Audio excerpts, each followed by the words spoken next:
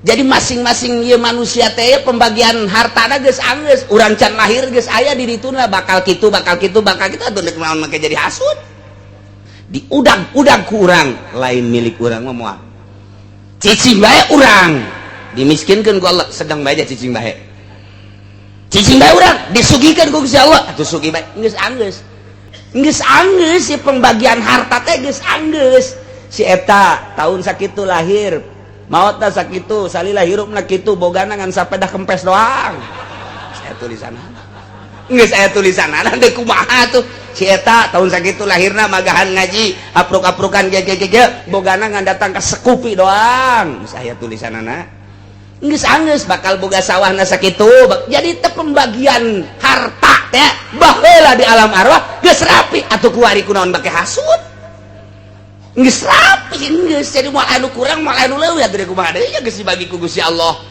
Masih keneh nyaritakeun tentang pelecehan kufar-kufar Mekah terhadap Kangjeng Nabi. Dakwah nu dianjurkeun ku Gusti Allah ternyata horenganan diterima dengan pelecehan anu luar biasa. Penghinaan terhadap Kangjeng Nabi anu pohara, bahkan sampai pengkhianatan, penganiayaan. Lain sekadar diomong tapi diciduhan, lain sekadar diciruhan tapi dibubat babet dibanting Kangjeng Nabi, lain sekadar dibanting tapi Kangjeng Nabi teh diperangan, dibuluh Kangjeng Nabi.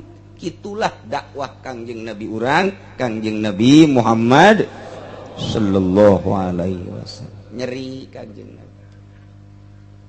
Dibere mukjizat Al-Qur'an tapi horeng ternyata kos kitu. Menghadapi musuh-musuh Allah, menghadapi kufar-kufar Mekah teh kos kitu.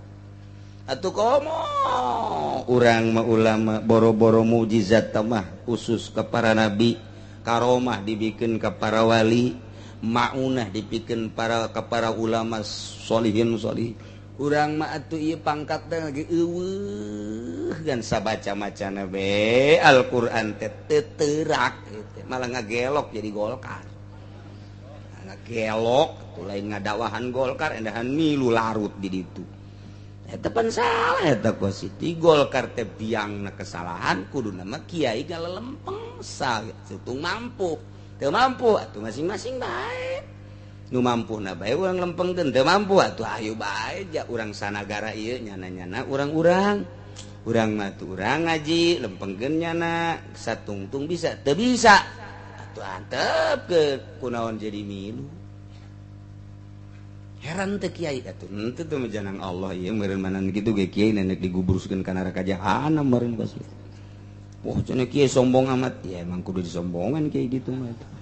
Sebab atuh teh manyangsarakeun umat. Nya nu boga mobil haju ngajakan teu bener ka umat pingplan pan. Ih hanya sekedar mobil atau sebuah bangunan pondok pesantren umat jadi bimbang. Umat jadi pingplan ieu kemana cak umat gara-gara nyana ku nafsuna. Hihi, lain neraka sih naon. Kalau sombong cenah kiai, jeneng mah sombong. Penting bisa sombong. Ye, sombong amat kajen.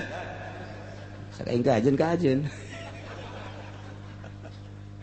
Hai gerget jasa. Aduh, Masya Allah.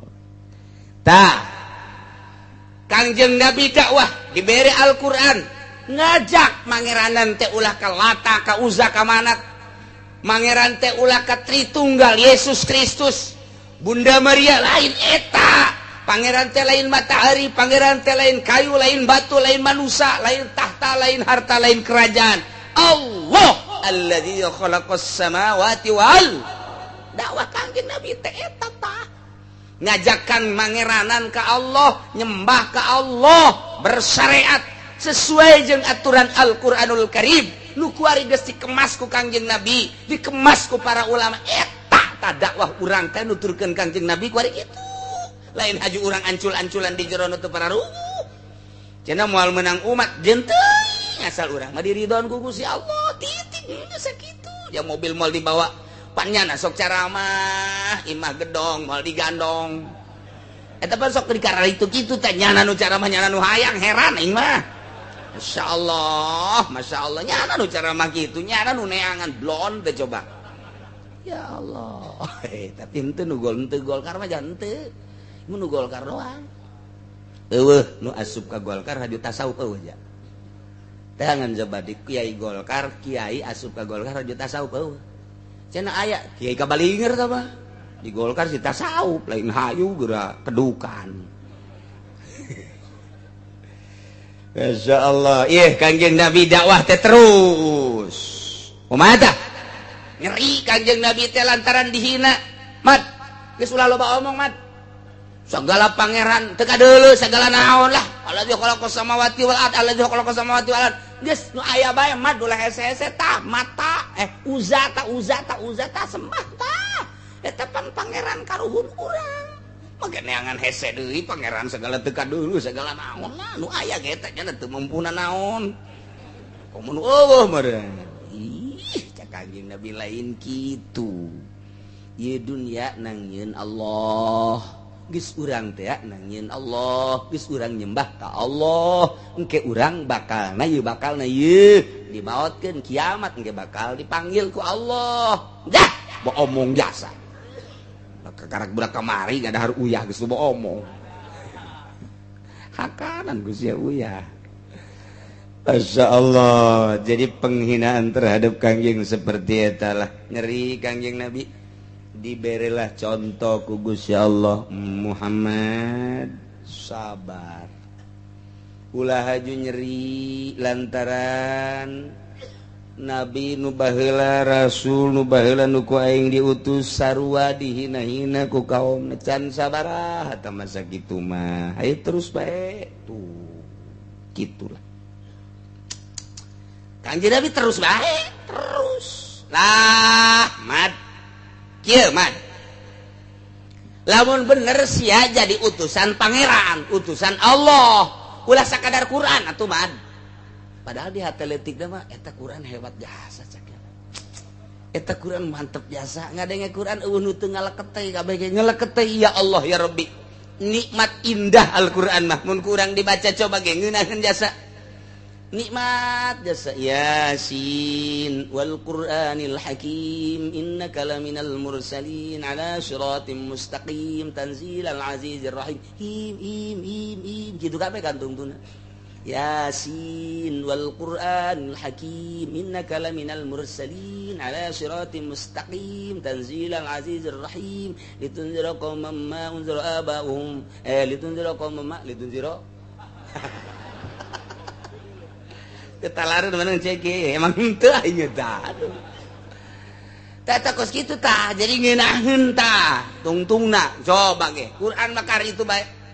Alhamdulillahilladzi anzala ala 'abdihi alkitaba wa lam yaj'al lahu 'iwaja qayyiman liyunzira ba'san shadidan min ladunhu wa yubashshiral mu'minina alladzina ya'maluna shalihati anna lahum ajran hasana. Tu tadi ge alhamdulillahilladzi anzala ala 'abdihi alkitaba wa lam yaj'al lahu 'iwaja kadituna hasana. Tuh.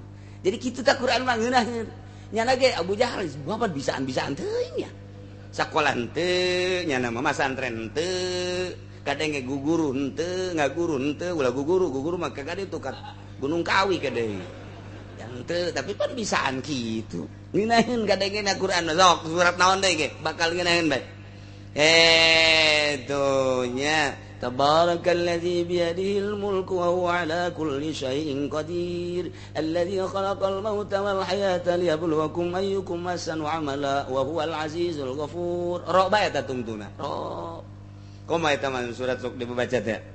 Gitu alif lam gitu hal ata 'alal insani hinun minad dahri lam yakun syai'an madhkura inna khalaqnal insana min nutfatin amshajin nabtalihi faj'alnahu sami'an basira inna hadaynahu sabila imma syakira wa imma kafura inna a'tadna lil kafirina salasila wa aghlala wa sa'ira innal abrara yashrabuna min kasin kana mizajuha kafura aina yasbiha ibadullahi yufajjiruna tafjira yufuna bin nadhi wa kabeh. Sia heran ya kakar kadenge pan. Baca Quran tilopan. Ro kabeh tuh. Gilaan mana? Geus panghandap-handapna geus. Qul a'udzu birabbin nas, malikin nas, ilahin nas. Sin kabeh min syarril waswasil khannas alladzi yuwaswisu fi sudurin nas minal jinnati wan nas. Nirahin sin kabeh. Abu Jahal ge keur ngalamun mah bisa. Hebat sebenarnya mah. Aya teh aing ge sebenarnya nurut ka sia. Ngan mah pan aing mah pan tokoh. Sia tuh aing mah bangsawan, ku batur geus di buyak-buyak pan aing mah tuh, buyak Abu Jahal.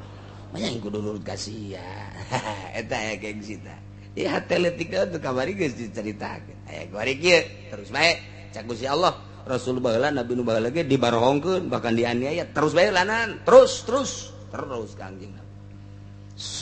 Sugan ieu nu ngaran Abu Jahal. Tentrem hatena linde ternyata beki parah nyana ngahihileudan ka urang Mekah sia besi aya Muhammad dakwah besi aya Muhammad gajakan sangkilang nyana ngeunaheun bahasana boga mukjizat Al-Qur'an cak nyana ulah wakan narurutnya sak tungtung mama encan mah Abu Jahal ngamamakeun sorangan nyana mah kos Kiai Golkar teu dan dokter Andes atuh Kiai aing nang hese-hese.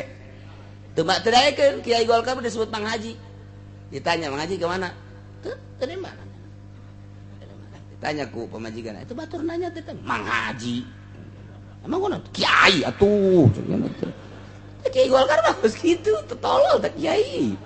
Dia tuh biasa bae Mang Haji, wayah Mamang, atuh wayah ngaran, atuh nanya ieu. Dan jelema teh sesuai jeung kanyahonyana. Mang, kemana Mang? Oh, ka dieu ye. Atuh biasa pira nanya. Atuh nyana nanya, "Den, mana Den?" Padahal Kiai Udin eta. "Den, kemana Den?" Oh, ka dieu ye. Eta nu lain Golkar mah biasa bae. Komo di Kiai, kemana Kiai? Nah, nu Kiai lain Golkar mah ulah lain Kiai kula mah. Biasa bae sih usah lain. Kadang-kadang gitu kan teh ngomong mah di hate bae. Tapi Kiai Golkar, "Mang, kemana Mang Haji? Kemana?" Liwat bae. Kan bajikanan na Noel atuh geus liwat tadi batur nanya sih lain jawab Mang Haji kadenge emang gua bi kan kiai urang di Golkar geus di mama-mama kunyana teh di kiai-kiai sial jasa kadanan bura bere mah jujur tungtungna ai kula pernah ceramah ka ieu daerah ka ieu tempat geus nyana embungeun teu lah jeung kula mah budak keneh ieu nya becet teu lah wow di Jakarta geus beberes beres eta kori ajunyana tah kiai di Jakarta eta teu disebut dokter Andesna nyana kieu dokter Andes cenah ada tuh nggak kesebut dokter Andesnya oh iya mohon maaf oke iya tuh dapat capek-capek cari dokter Andes nggak disebut-sebut kula serius sial teh kiai lawan aing panderi beak sia ku aing je cek cenah mah naon meureun atuh sakali mah teu disebut dokter Andes atuh mentek naon ku aing mah disia-sia mun aing panderi mah sia datang ka mana pangkat kakiaian sia ji cenah ka aing marah teu wau ieu teh tadina ge cek cenah mah aing lain jawara meureun eta aya pernah terjadi eta geus kitu teh Masya Allah. Dulu kalau ngobrol akhirnya ngobrol kiai kegiatannya di mana? Saya penasehat di istana. Oh paingan ya budak ya. Jadi kos ke pikiran nah. Ya Kangjeng Nabi terus baik. Terus dakwah. Makin menjadi-jadi.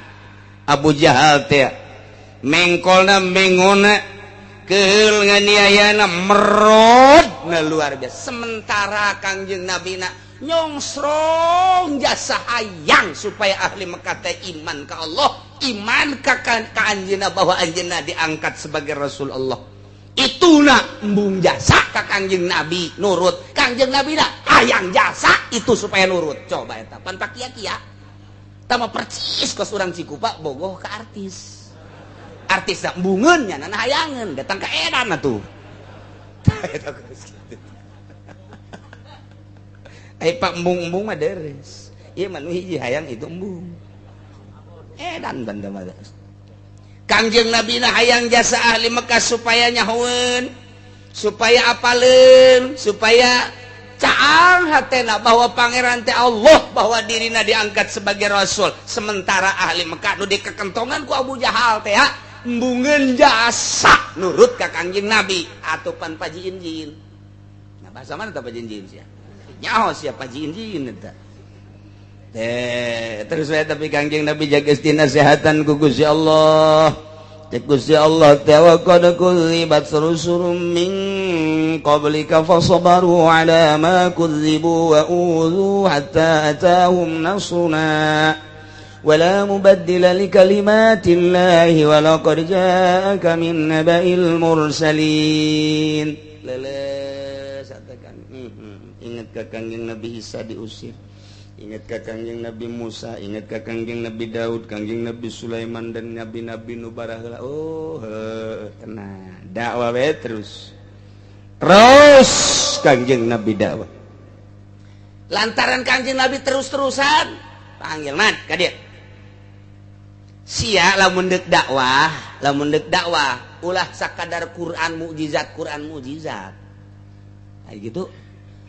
Dele kaluhur ka ditu atuh ya Kangjeng Nabi Soleh mujizatna dibere onta, Kangjeng Nabi Musa dibere tungked, Kangjeng Nabi Isa turun rampadan tis langit kahandap kasaksian ku kabehan tah eta tahta nu kos kararitu tah coba sia man lamun bener sia utusan Allah perintah ka ditu ka Allah supaya kadele ku mata aing wabehan ya deule ai kitu mah aya tak kadeule bukti bahwa eta teh bener-bener mukjizat model kos kitu kami ge geus moal hararese ieu mah Quran mah mukjizat teh coba eta teh nyeri kumaha neuk teh nyeri kumaha masyaallah teh bareng geus diomong kitu Kangjeng Nabi langsung asup deui ka jero manah cek Gusti Kangjeng Nabi pohara amat ya si umat terus-terusan didakwahan atas perintah Gusti Allah teh horeng lain narurut malah nang tangan hayang timbul deui datang deui didatangkeun mukjizat anu leuwih tibatan eta hayang kadeuleuk kaistimewaanna nyong sareng Kangjeng hayang Kangjeng Nabi ge menta bae kitu ka Allah ye sugan dibere naon mun Kangjeng Nabi Musa eta tungkedna dibuat langkon jadi orai sagitu gedena lamun Kangjeng Nabi Isa dituntut ku masyarakatna ku umatna hayang aya rampadan turun ti surga kadeuleupan ku kabehan wong lamun Kangjeng Nabi Soleh eta teh boga mukjizat teh itu onta tah Kangjeng Nabi ge hayang nundukeun umat Mekah kafir Mekah hayang kena tunduk supaya tunduk teh meureun kudu menta ka Allah ye mukjizat anu leuwih tibatan Quran supaya kadeuleun naon bae eta teh can dibere Kangjeng Nabi teh can leungeun ngagenyai can dibere mukjizat ieu dina ramo tarun ieu mah kakarak awalan dakwah pamenta nu di akhir teh apan patopoe turun beulah maca sadat can ieu kakarak itu nyongsrong Kangjeng Nabi hayang amat turun ayat mentak sababna turun ayat ieu tadina aya seorang sahabat ngaran Harits bin Amir bin Naufal bin Abdul Manaf sumping ka Kangjeng beserta para golongan di kaum Quraisy ngomong nanya kitu qalu ya Muhammad i'tina bi ayatin min indillah kama kanatil anbiya. Hei Muhammad, coba datangkan tanda-tanda kebesaran Allah berupa naon be sakumaha para nabi nu baheula didatangkeun mukjizat anu pohara ku Gusti Allah coba buktikeun ku ari Kanjeng Nabi nyongsrong hayang ya supaya iman maksudna supaya iman turun ayat wa in kana kabur alaika iraduhum hei Muhammad lamun aya kalakuan kabur alaika eta luar biasa gedena poharana ka anjeun iraduhum mararengokna ngabalir mengkol nukangan ngamusuhan ka anjeun embungeun kana Islam di tengah-tengah kasengserem anjeun hayang nundukeun urang Mekah supaya iman tapi kuari ditang-tangan hayang kena turun mukjizat supaya kadele langsung ku mata beki pohara nukangan ka anjeun Muhammad cek Gusti Allah fa inistata'ta an tabtaghiya nafaqan muntiamah anjeun kawasa nembus bumi anjeun bisa nyieun terowongan di bumi bisa lempang di sapatala fil ardi di jero bumi aw sulaman fis sama atawa anjeun teh bisa hiber ka langit atawa nyieun taraje kadeuleun ku kafir Mekah trek tah kaistimewaan ti Gusti Allah mun bumi bisa belah anjeun bisa nembus di jero bumi di sapatala bumi sehingga nyahoeun kafir Mekah bahwa anjeun teh bisa ngalalana lempang di jero bumi dek neangan mukjizat dek neangan ayat atawa anjeun bisa naik melalui tangga kadeulean ku urang-urang kafir Mekah teh aya tangga ngan sakadar dicokot plek jadi tangga anjeun naraje naik ka luhur dek neangan dek nyokot mukjizat hiji ayat yang supaya kadele ka kafir Mekah anu engke anjeun fatatiyahum bi ayatin maka bakal nyampikeun ayat ieu hasil di ditu di langit pan anjeun neuleuh kaula naik ka langit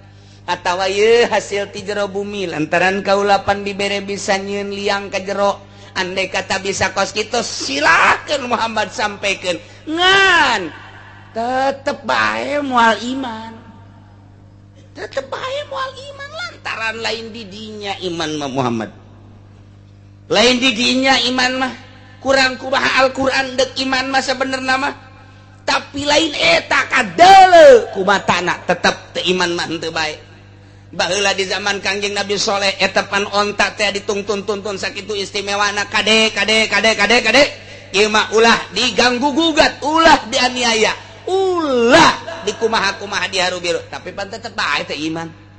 Apakah umat Kangjeng Nabi Isa setelah turun rampadan ti langit aju ari mah atuh pan henteu bae? Apakah eta barang Kangjeng Nabi Musa alaihi salam boga itek dibalangkeun jadi orai aju arariman umat? Henteu. Ieu ge anjeun ge lamun teh mah bisa bae ka langit kadeuleu nyokot ayat. Bisa ka jero bumi nyieun liang, bisa nyokot ayat sampaikeun tah hasil model kos kitu tetep bae. Mual iman Muhammad ulah hayang kos kitu Muhammad hiji ku kaula mual dibere kawasa kos kitu keun bae anjeun mah dakwah bae dina harti annaka la tastati'u dzalik fasbir hatta yahkumallah sabar bae laksanakeun dakwah terus hingga turun keputusan Allah Subhanahu wa ta'ala ya Muhammad cak Gusti Allah walau sya'allahu la jama'ahum 'alal huda lamun Allah ngersakeun atuh ku Gusti Allah dihijikeun wae kalau pitutur kudu make anjeun langit nangieun kaula bumi nangieun kaula manusia nangieun kaula kabeh nangieun kaula mun kula ngersakeun atuh geus kudu make anjeun ya bedak iman ka aing kabeh atuh ya kumaha ieu atuh kumaha ieu cak Gusti Allah kan aing teu ngersakeun ndek neuleuh datang ka mana kegigihan dakwah anjeun jeung datang ka mana kabangkawarahan urang Mekah can sakumaha ieu mah Muhammad terus Kangjeng Nabi dakwah terus walakin lam yasa dzalik ngan aing teu ngersakeun ndek neuleuh anjeun datang ka mana dakwah teh jeung deuk neuleuh kebangkarahan ku per Mekah lain sakadar kuari man cak Gusti Allah jang deuleueun engke di tahun 2013 tahun 2012 urang Cikupa supaya ngadenge urang Ketos urang Kendal urang Pasar Kemis urang Cilongokonam teh mah sabodoh lah supaya ngadenge sejarah anjeun kegigihan anjeun supaya nyaho sejarah anjeun keistimewaan anjeun pantang mundur dicaci dimaki diciduha diusir supaya kanyahoan ku umat kebangkawarahan kafir Mekah menganiaya seorang Rasul Allah supaya kiai engke di tahun 2012 ulah suka Golkar kita kos gitu kan da Golkar atuh supaya terus gigih pantang mundur terus dakwah panjerkeun agama Allah pahit pasti pahit pasti kakarak dia omongkeun mah ulah sok sedih kakarak teh diondang ngariung ku tatangga jeung teuing kajian teuing di ditu aya ramean aing mah aing teu kadeuleuk kiai meureun ban aing kiai teu kaondang batur mah baralik marawa berkat aya aing mah diondang henteu ulah kajeun tah mah sediheuh mah teu kiai ku sakitu bae terus bae terus dakwah terus ajakan konsepna ikhlas lillahi ta'ala mun aya batur dakwah alhamdulillah bisaan aing mah henteu bisa dukung mun aya batur mantep masya Allah alhamdulillahirabbil alamin nyana mah hebat jasa segala rupa bisa doakan lain kieu si eta diondang di dona aya henteu goblok beureun atuh aing teu kabeuli Innova si eta mah geus kabeuli deui ih tah si kiai kunaon deuleuanna kadinya bae bareng tanjurkeun agama Allah urusan kos kitu mah tama geus anggeus Allah mere di Lauhil Mahfuz geus aya tulisanna geus anggeus diudang-udang ku urang lain milik urang mah moal cicing bae urang dimiskinkeun ku Allah sedang bae cicing bae urang disugikeun ku Gusti Allah atuh sugi bae geus anggeus jadi masing-masing ieu manusia teh pembagian hartana geus anggeus urang can lahir geus aya di dituna bakal kitu atuh deuk naon make jadi hasud geus anggeus si pembagian harta teh geus anggeus si eta tahun sakitu lahir maotna sakitu salila hirupna kitu bogana ngan sapedah kempes doang saya tulisanna geus aya tulisanna teh kumaha tuh si eta tahun sakitu lahirna magahan ngaji apruk-aprukan ge bogana ngan datang ka sekupi doang geus aya tulisanana geus anggeus bakal boga sawahna sakitu jadi teh pembagian harta teh baheula di alam arwah geus rapi atuh kuari kunaon make hasud geus rapi geus jadi moal anu kurang moal anu leuwih atuh kumaha deui geus dibagi ku Gusti Allah tinggal ngalaksanakeun dakwahna urang dakwah bisa amil doang jeung jurumnya dakwahkeun ka mamana ge amil bae jeung jurumnya diondang ngariung ge ilaman lawamila bae pas muludan assalamualaikum warahmatullahi wabarakatuh waalaikumsalam i'lam annal awamila fin nahwi mi'atu amilin ternyata amil eta aya 100 jumlahna kabagi dua labziyatun wa ma'nawiyatun hiji amil labzi kadua amil bangsa manawi labziyatun minah cak masyarakat euy muludan ieu mah ke tenang heula engke ge aya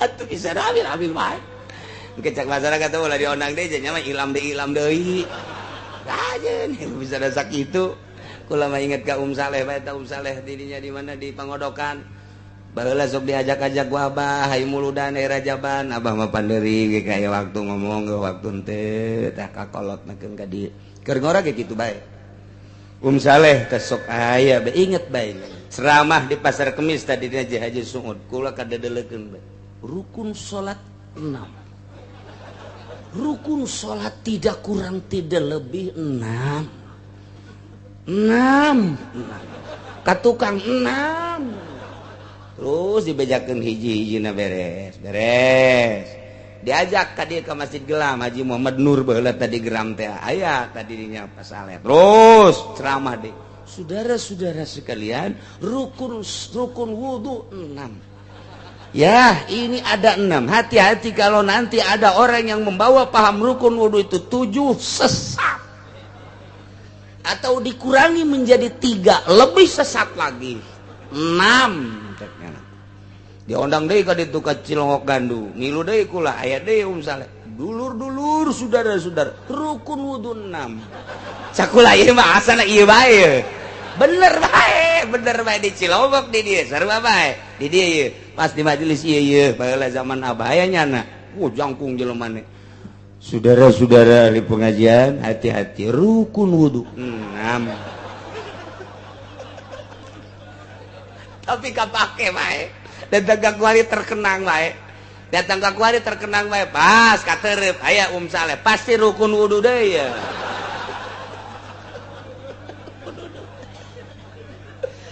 aduh masyaallah tapi hirup eta baheula di Pasar Kemis mah bener diondang teh ka Gelam diondang teh ka Gembor hirup ieu mah lain lalagaan muludan Rajaban teh lain kuari bae di daerah dieu mah kula keur leutik teh kan baheula mah leumpang ka tereup kemudian ka di Jakawaru di waru ge sababaraha masjid ngan asa baheula mah lain ngomong muludan teh lain ngomong terus datang ke etek segala kali itu ke etek terus ke kawaron muludan teh santri teh asal di bulan Mulud teu masak santri mah berkat ambalaya kuara jasa muludan teh baheula mah jasa kanggeus dipanggul ku santri teh jadi bener-bener muludan teh karasa ruhanina aya atuh beteung na ge poha kuari mah ceramah datang ke jam 2 balik mawa aqua nah asal santri gaya nu utah datang ke pondok kunaon sia lapar aing tas muludan sia lapar atuh berkatan cek cenah teh